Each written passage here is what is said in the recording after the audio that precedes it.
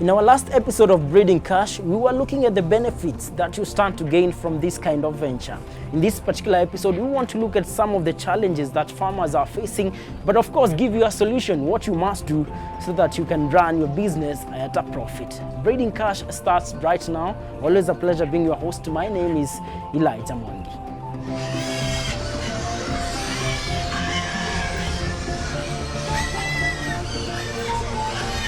This week, we feature Mr. Kivuva from Onga Tarongai. He's breeding cash from commercial pig farming, which is turning out to be one of the most lucrative business venture in Kenya. From a humble beginning with 2 pigs, he has been in a position to expand his agribusiness venture, and now he has 150 pigs in a quarter-acre piece of land. He believes that pig farming in Kenya is relatively simple as compared to other forms of livestock farming. Kwanza wacha niongee mambo ya usafi wa nguruwe. Kwangu nguruwe ndio ile mnyama msafi kabisa. Sababu nguruwe anajua mahali ya kulala, nguruwe anajua mahali ya kufanya choo, afanyangi choo mahali popote. Mahali analala hata waangalia hawa. Pale wanalala pale waweze wakachafua. Wanakujanga kuchafua kama hapa. Ile inamaanisha huyu mnyama ni mnyama msafi sana. 2, ukifanya drainage ya kwako ikuwe sawa, hiyo uchafu iende mbali, hautasikia harufu hata kidogo ya nguruwe. Umekaa hapa, si wewe umekuwa hapa, hautasikia harufu na wako wengi. Kwa hivyo ukifanya ikuwe kusafi, hutasikia harufu, hakutakuwa kuchafu, na hata nguruwe wako wakiwa ni mahali wako wasafi, wanga wanakuwa haraka, watakuwa haraka na hawatakuwa wagonjwa. Let me tell you, hawatakuwa wagonjwa, hutahitaji daktari. Pigs can be raised in both small or large-scale commercial venture for providing food and nutrition to the family and total country, or just for making high profit. However, a farmer must not underestimate the challenges in this kind of venture. Manure, mahali ya kuweka mbolea. Unajua mbolea ya nguruwe si kama mbolea zile zingine. Sababu hii inatoka mahali kumeoshwa, inakuanga maji. Na ikiwa maji ukienda uweke mahali unaitupa, wanga ikauki haraka. In fact inaweza kaa hata mwaka na mwaka ingine nje akauka. Sasa unajua ikiwa maji ni vigumu sana utafutie mtu wa kuuzia. Sababu wale watanunua wanunuanga ikiwa imekauka. So unakuta mbolea ni taabu moja kubwa sana. Na hii mbolea usipoiangalia vizuri inaanzanga kutoa harufu mbaya. Kunaweza anza kunuka. Kwa hivyo mbolea ni taabu kwa vile utaiweka na vile saa zingine inaweza anza kufanya mahali kunuke. Every cloud has a silver lining. Despite the challenges of handling manure, there is a lot that a farmer stands to gain from proper management of the byproducts. Japokuwa saa hizi sijafanikiwa kutengeneza biogas. Hii mbolea unaweza itumia upate gazi ya kupika nyumbani kwako. Ile inamaanisha hautakuwa unanunua mafuta taa, hautanunua gazi ya kupikia chakula, hautanunua kuni, hautanunua makaa. Na tena kuna generator zingine zinatumia biogas. Ile inamaanisha hata stima hautakuwa ukilipa.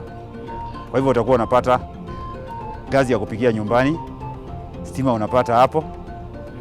Hiyo itakuwa inakupunguzia gharama ya maisha sana.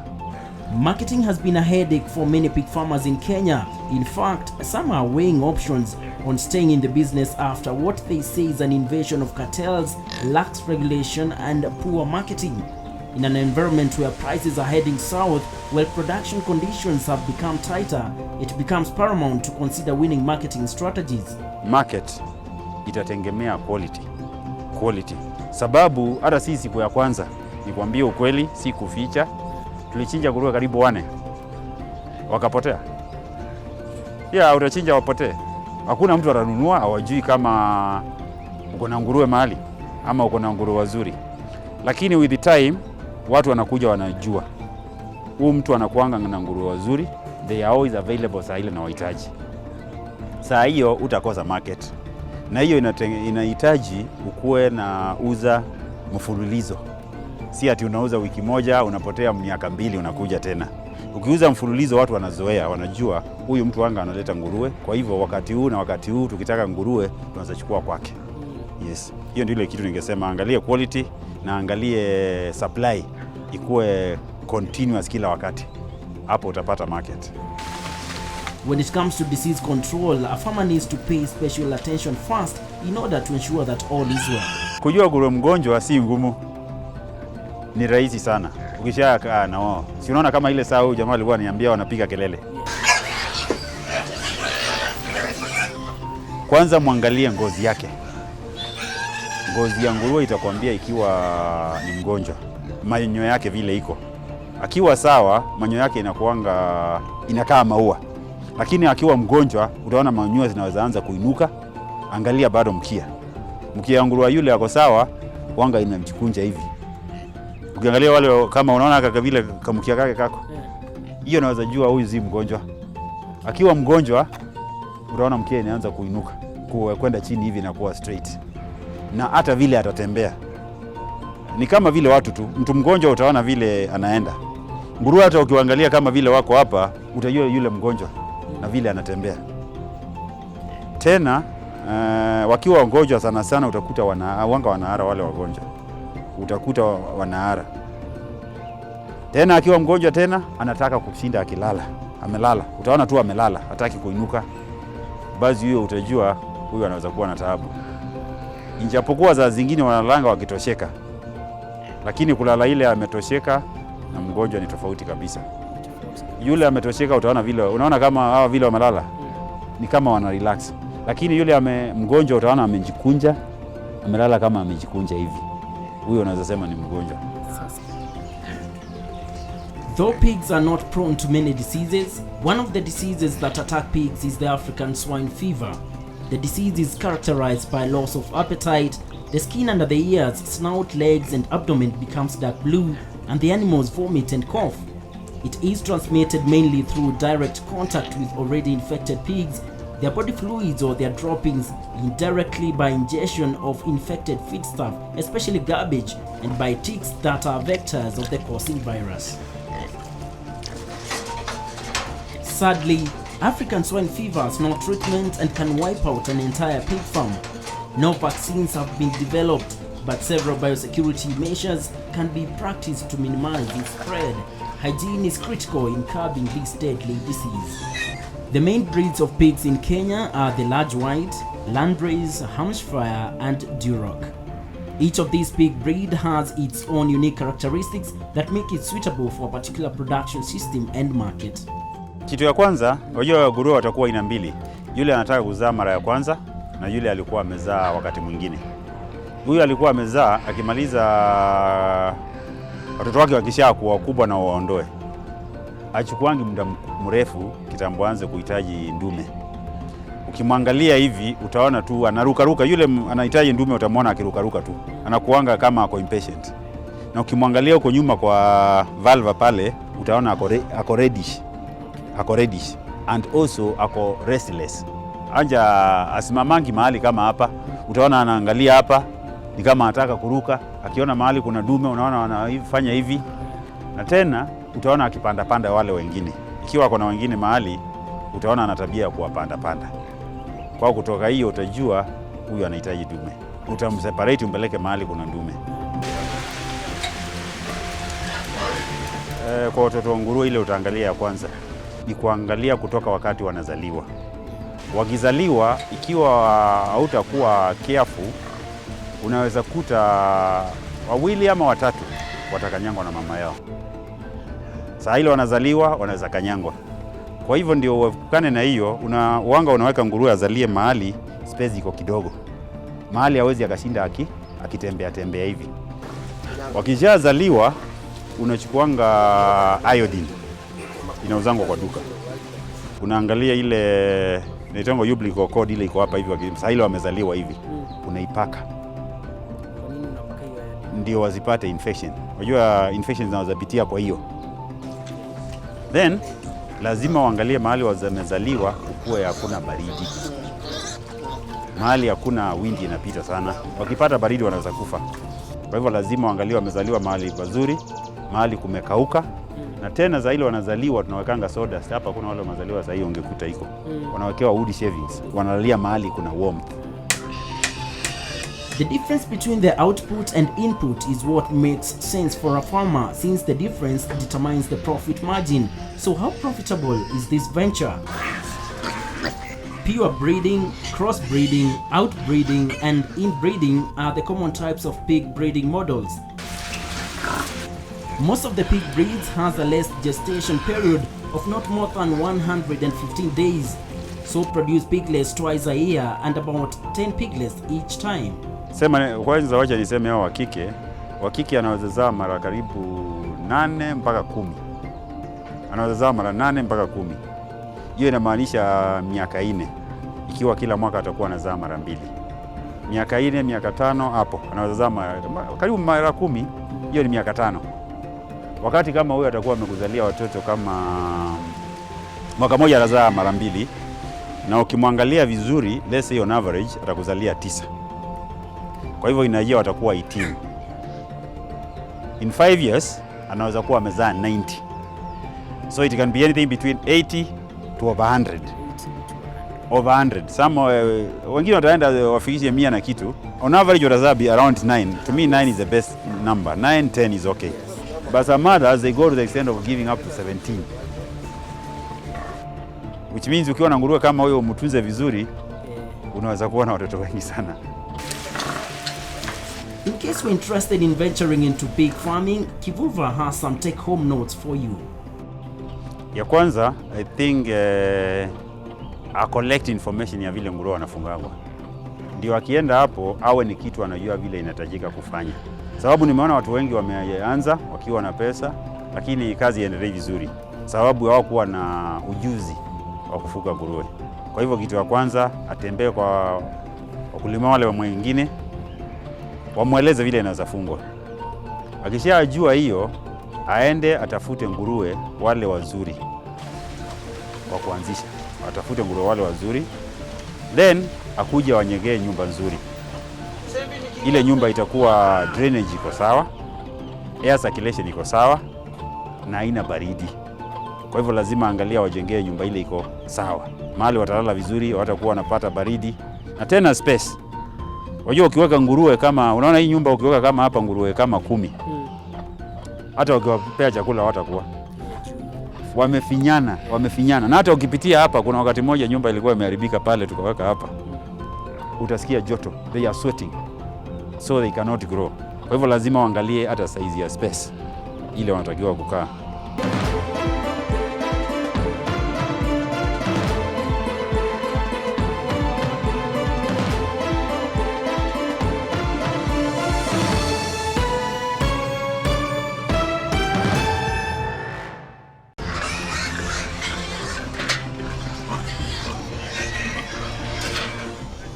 Feeding is one of the most important part of pig farming in Kenya because good and nutritious food always ensure good production. When slaughtered, a 60 kilograms carcass goes for 13,800 on average, while one that weighs 70 kilograms goes for 16,100. Assuming that you slaughter your entire first breed of 22 pigs, each weighing 70 kilograms, then you expect to make 354,200 in the first 7 months of investing. This is what triggered our conversation with Mr. Kivuva to understand what else is needed to boost productivity besides a good feeding program.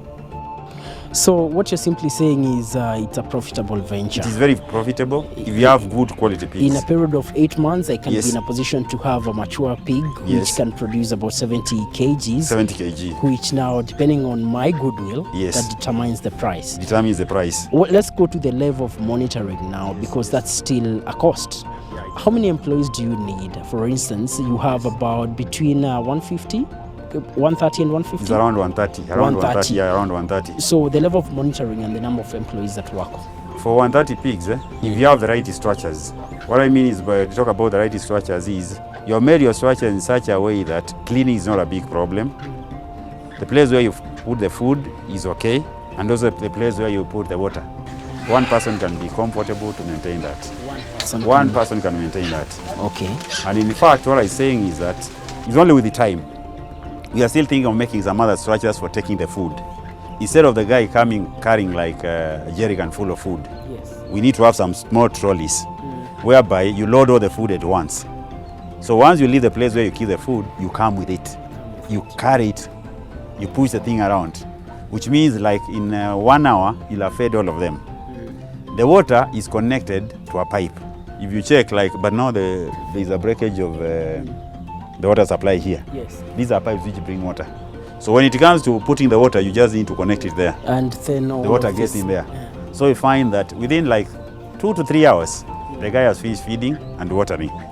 Cleaning can take like 2 hours. So I think within 4 hours, 5 hours, the guy will have finished everything.